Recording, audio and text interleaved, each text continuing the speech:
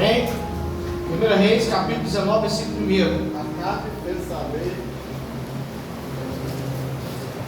Acabe fez saber a Jezabel tudo quanto Elias havia feito, e como matará todos os profetas à espada. Então Jezabel mandou um mensageiro a Elias e disse: faça-me os deuses como lhe aproveu. Se amanhã esta hora não fizer eu a tua vida como fizeste a cada um deles. 3. Temendo, pois Elias levantou-se para salvar sua vida, se foi e chegou a Betseba, que permaneceu em Judá, e ali deixou o seu moço. E ele mesmo, porém, foi ao deserto, caminhando um dia, e veio e se assentou debaixo de um zimbro, pediu a si mesmo a morte, disse: basta, toma agora, ó Senhor, a minha alma, pois não sou melhor do que os meus pais. Olha só, alguns estudiosos, eles vão dizer que Elias, nesse momento que ele pede a morte, Elias ele está depressivo. Grandes homens de Deus já ministraram sobre isso, né? Sobre um período de depressão, porque nós estamos falando aqui nada mais nada menos do que do profeta Elias, né? Conhecido como o leão dos profetas, o profeta dos profetas. Então, quando Elias ele ora, Deus manda fogo do céu, consome o capitão e os seus 50. Elias era um homem que ele era tão respeitado que quando Jesus ele clama na cruz, o pessoal diz: vamos cascar fora porque ele está chamando por Elias. O povo tinha medo de Elias, porque o Deus de Elias era um Deus terrível aos olhos daquele povo. Porque quando Elias falava: ó, Deus manda fogo, Deus mandava fogo. Então, quando chega a esse desafio, e a Jezabel ela diz: olha, eu vou te matar. E essa palavra de morte, ela vem até o coração de Elias. Ninguém sabe tudo que Elias estava passando, porque ninguém conhece a vida um do outro. Nós nos vimos aqui, nós nos encontramos em outros lugares, mas ninguém sabe o que ninguém está passando.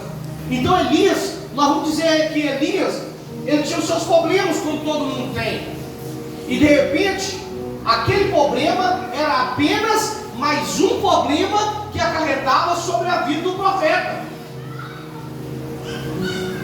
E tudo que o profeta orava, Deus abençoava. Mas ter uma vida com Deus não é fácil. Ser um profeta não é fácil. E chega aquele momento que ele dá aquela baqueada. E eu aprendo que a depressão é nada mais nada menos do que a desesperança. É que você já não tem mais esperança. A vida já não tem mais esperança. Você chega no estágio que a pessoa começa a se trancar. Vai ter uma festa. Nesse carnaval, quantas pessoas foram para o carnaval, curtiram, saíram, passearam, ou foram para retiro, não é? Aproveitaram a festa da carne aí no mundão, a igreja sai para o retiro. Mas quantas pessoas ficaram dentro da sua casa, dentro do seu quarto, trancados? Nós fizemos uma oração para uma moça do bairro de Jardim Europa, que já tinha muito tempo que ela não saía de dentro do quarto. Muito tempo ela não saía de dentro de um quarto, trancada. colocava comida por baixo da porta para ela comer. Situação terrível, muito terrível. Mas a depressão, ela tira toda a esperança no ser humano, de uma vida. E é por isso que muitas pessoas chegam até mesmo a tirar a sua vida, não é? A depressão leva pessoas até ao suicídio. E eu estava estudando um pouco sobre a depressão. Existe a diferença da depressão e do pânico. A depressão, ela leva a pessoa a se deprimir. Ela vai ficar, às vezes, trancada dentro do seu quarto. O pânico, a pessoa, o nome já diz pânico. A pessoa vai estar em choque, em pânico, por qualquer coisa. Ele já vai ver coisa onde não tem coisa, né? Ele já vai, o coração já vai estar disparado, o desespero já tomou conta daquela pessoa. A depressão não. A depressão é algo que vai agir nos neurônios da pessoa, no cérebro. E na parte do cérebro tem os neurônios. E na parte dos neurônios, a gente vai ver que existe uma neurotransmissão que faz com que o cérebro ele funcione com perfeição. E são células que vão passando de uma para outra, porque existe uma parte que é a fenda, eu até escrevi o nome aqui, ó, fenda sináptica, que é onde não tem essa junção. Então ela vai passando ali para esse sistema de transmissão para o cérebro. E segundo estudiosos, uma pessoa que tem depressão, o cérebro dessa pessoa pode estar até 40 vezes mais lento do que um cérebro normal. E isso é que faz a pessoa, você fala para a pessoa, vamos fazer, mas o cérebro daquela pessoa não consegue captar aquela mensagem boa e a pessoa está depressiva. Ela não consegue se levantar, ela não consegue raciocinar rápido e dizer, vamos, não, eu prefiro ficar aqui. Porque falta aquela parte, de raciocinar e pensar, isso é bom, isso vai ser bom para mim. E a pessoa prefere se trancar, ficar dentro da sua própria casa, Mas essa é a parte física da depressão. A depressão, irmãos, eu gostaria de estar falando aqui logo de início. A depressão era uma enfermidade, como qualquer outra enfermidade. A depressão é uma enfermidade. E a depressão é uma enfermidade como uma dor de cabeça, não é? Quantas pessoas aqui já tem muitos problemas de dor de cabeça, não é? Normal, é uma enfermidade. E toda enfermidade tem que ser tratada. Tem que ser tratada. As pessoas costumam tomar os remédios para que esses remédios sejam estimulantes para o cérebro, para o sistema cerebral da pessoa. Então tudo tem que ser tratado. Só que a depressão, como nós já falamos aqui, é algo que a mente começa a não ter o mesmo desempenho, começa a ficar mais lento. E como tratar a depressão? Muitos pastores né, suicidam por depressão. Por quê? Porque a depressão, ela não vai simplesmente aparecer porque ela, eu acho que não vou fazer nada, eu vou aparecer na vida dessa pessoa. E não. A depressão, a causa da depressão, ela pode vir por uma causa familiar, vamos dizer assim, né? Alguém da família já vem tendo, e isso é uma parte pequena, mas pode acontecer de ser hereditário, né? Porque a pessoa já nasce com esse problema, porque os pais estavam passando por isso, e a criança foi gerada naquele momento de depressão, e acontece. Mas a depressão, ela tem que ser tratada, não é?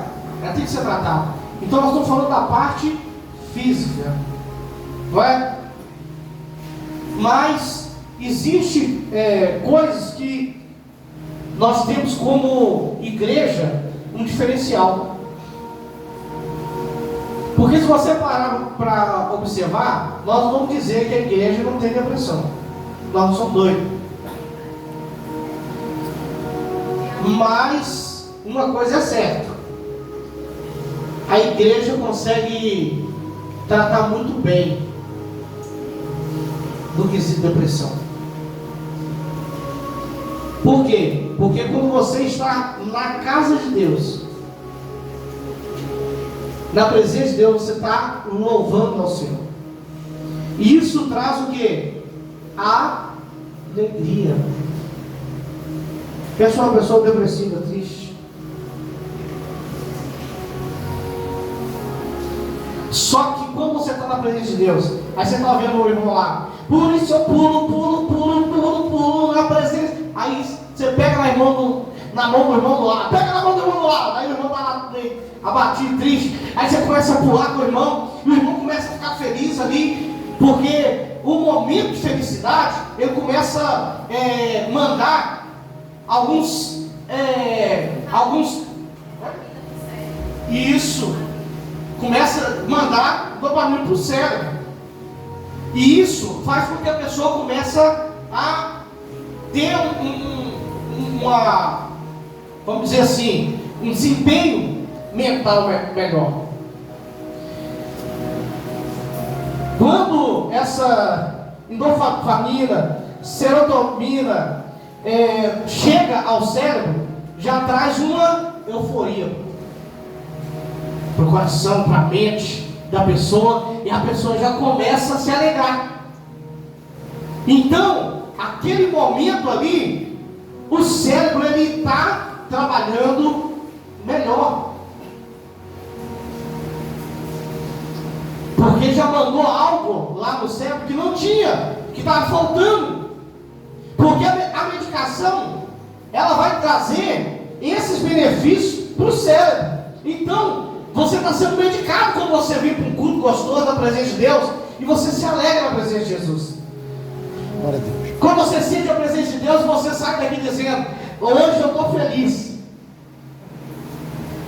Camarada que às vezes fica em casa e nunca pode dizer. Então, a fé, ela começa a tratar um lado da depressão. Começa a trazer esperança.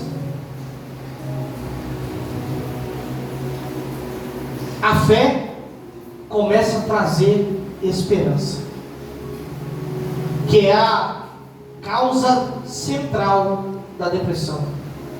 Quem tem depressão está faltando esperança. Eu não tenho mais esperança de vencer. Tudo está ruim. Eu estou perdendo. Eu estou desesperado. O cara perdeu a esposa, ele já começa a ficar louco e já começa a dizer: eu estou perdendo tudo, eu não consigo mais, não tem jeito, eu estou tentando carregar essa cruz há muito tempo, essa carga, esse fardo, que só eu sei, que eu carrego há anos, e já não consigo mais carregar, acabou, é o fim, já não tem mais esperança. Aí ele chega para a igreja, alguém fala para ele assim, já vou falar sobre fé. Mas fé? Fé.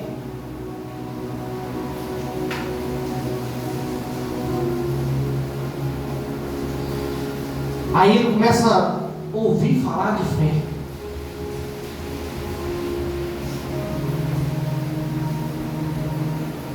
E a fé começa a crescer.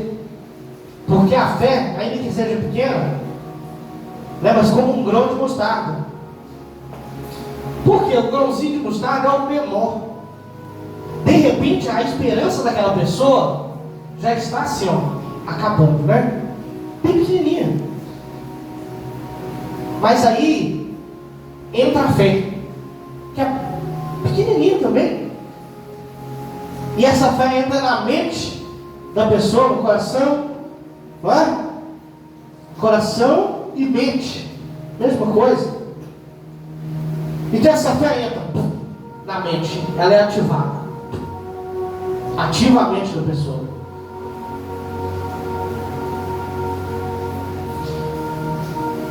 E a pessoa sempre ouvindo falar de fé. E as ministrações que são feitas na igreja, ela começa a cuidar dessa semente que é a... Por isso que eu pedi para os irmãos sentar na frente, para os irmãos me ajudar. A palavra, o louvor que ele vai ouvindo ali, começa a cuidar dessa semente que é a fé.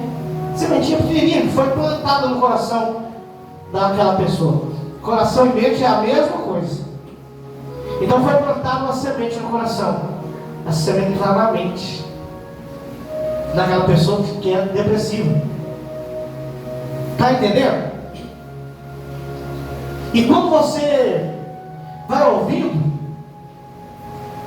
essa semente vai sendo plantada, porque a Bíblia diz o quê? Que a fé, ela vem por ouvir, e ouvir a palavra de Deus.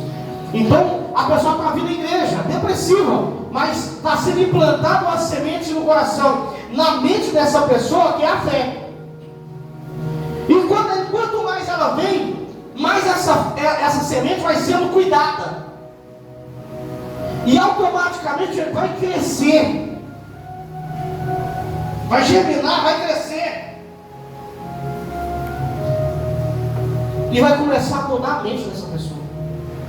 Quando menos esperar, essa pessoa que não tinha esperança, ela vai começar a ver uma luz no fim do túnel. Ela vai começar a enxergar uma luzinha lá, que é a esperança. Lâmpada para os meus pés é a tua palavra. Luz que ilumina os meus caminhos. Então a palavra que vai sendo ministrada, ela vai começar a clarear as coisas para essa pessoa. E essa pessoa vai começar a entender. A fé vai começando. E essa pessoa já chega no culto. Aquela pessoa que não tinha esperança, perspectiva de vencer. Essa pessoa chega no culto, às vezes derrubada, destruída. E ela ouve uma palavra de fé que vem ao seu coração. E essa pessoa sai tendo esperança. Aquilo que ela não tinha. Porque a depressão é a ausência da esperança. Então, o tratamento espiritual que a gente dá é maravilhoso. Eu lembro que um dia o irmão Adriano, né, o evangelista Adriano, que congregou com a gente, conheci uma família lá na Bahia. A moça tinha feito medicina e estava dentro do quarto, trancada. E a mãe do Adriano falou assim: olha, tem um pastor aqui em Sete Lagoas, se trouxer essa moça aqui, ela vai voltar curada. Ela já injetou a semente, a fé, no coração deles. A mãe falou para o menino: olha, disse que tem um pastor lá em Sete Lagoas, em Minas Gerais, que se você for lá, você vai vir embora curado. A menina não saía para nada. Ela disse: então eu quero, porque eu preciso ser curado.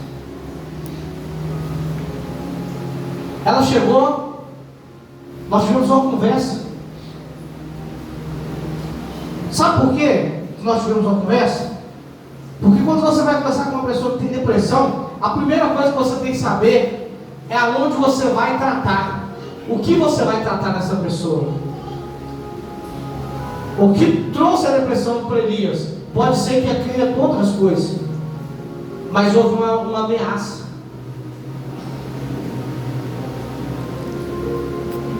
Então, o que é que está te causando a depressão?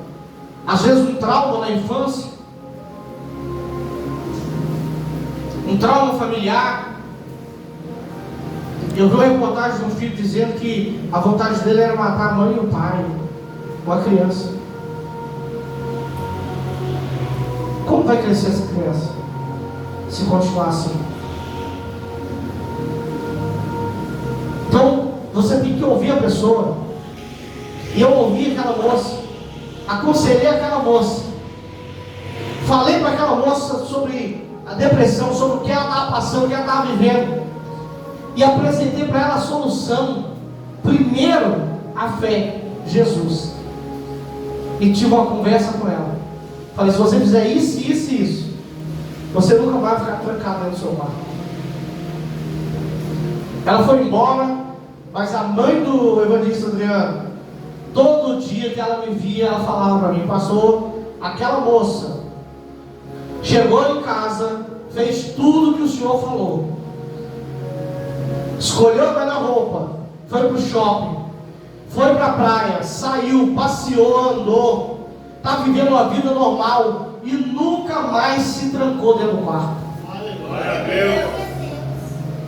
A moça que nós buscamos lá, ó, que o pessoal falou assim: ó, nós vamos dar a chave, mas a gente não fica aí não. Eles podem trazer a chave. Trouxeram a chave, nós oramos por ela, abençoamos a vida dela, e aquela moça nunca mais precisou se trancar dentro do quarto. Quantas pessoas passou por essa igreja com depressão e hoje estão curadas? Tem uns que estão até hoje aí para agradecer, outros nunca mais nós vimos. Mas Jesus fez. Amém? Essa palavra que eu quero deixar ao coração dos irmãos é a importância de cultuar. Porque quando você chega na igreja, você recebe uma palavra, e essa palavra vai vir para a sua mente, vai trabalhar, né? Vai surgir efeitos e você vai vencer. Você vai vencer. Quantas pessoas nós já também podemos ajudar que chegou na igreja com a vida destruída, e Deus fez assim: ó, não pegou isso, e mudou a história daquela pessoa. Amém? Levanta o seu lugar. Quero agradecer ao Senhor pela nossa vida, pela comunhão, pela